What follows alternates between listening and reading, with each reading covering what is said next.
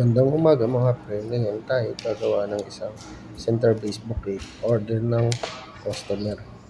Ito, minimikas-mikos ko na lang mga pre kasi pamadalian lang to kasi pinapambilis ako ng customer. Sabi niya, bilis-bilisan mo kasi gagamitin ko to sa bahay kasi may handaan kami. Tapos, at hindi pa maganda naman na itong panahon dito sa Saudi kasi may sandstorm. Kaya ganyan.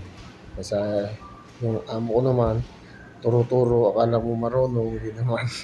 Tapos sabi ko, madam, relax lang kasi gagawin natin ito ng maayos para hindi tayo mapahiya sa'yo at sa mga kamag-anak mo kasi alam ko may handaan sa bahay mo. Pero huwag mo kong madaliin kasi gagawin ko ito ng maayos.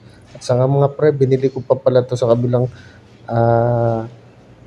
shop yung iba kasi kulang yung ano namin, yung bulaklak kasi wala pang delivery. Tumawag ako, nasa malayo pa daw yung delivery. Kaya sabi ko, manghihiram na lang ako, bibili sa kanila.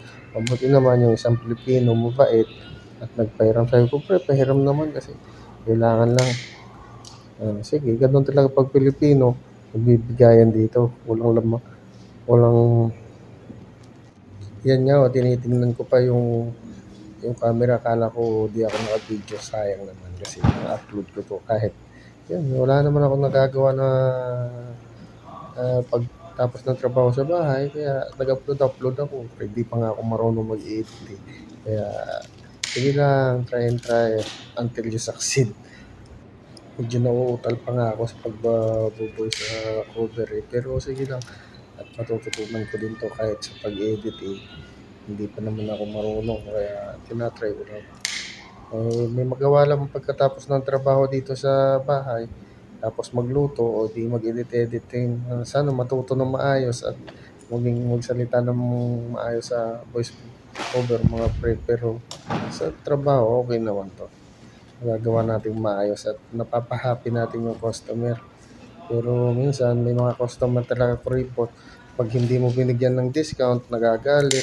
Sasabihin sa'yo, bakit hindi ka maayos kausap o ganun. Dami na nga ng mga pera ng mga Saudi. Tapos pag sinabi mo na 150 riyal, ay, sasabihin niya, ang mahal naman.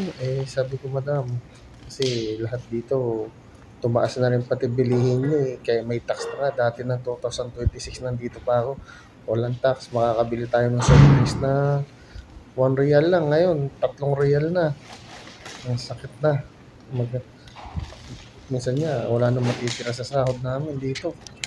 Tapos, katulong lang kami dito. Tapos magagalit pa. Madam, intindihin nyo naman kasi minsan kami tao lang at napapag-utusan lang ng may-ari. Kung anong sasabihin ng may-ari, yun ang gagawin namin. Kaya ngayon mga pre, ito na pala, malapit ko na matapos.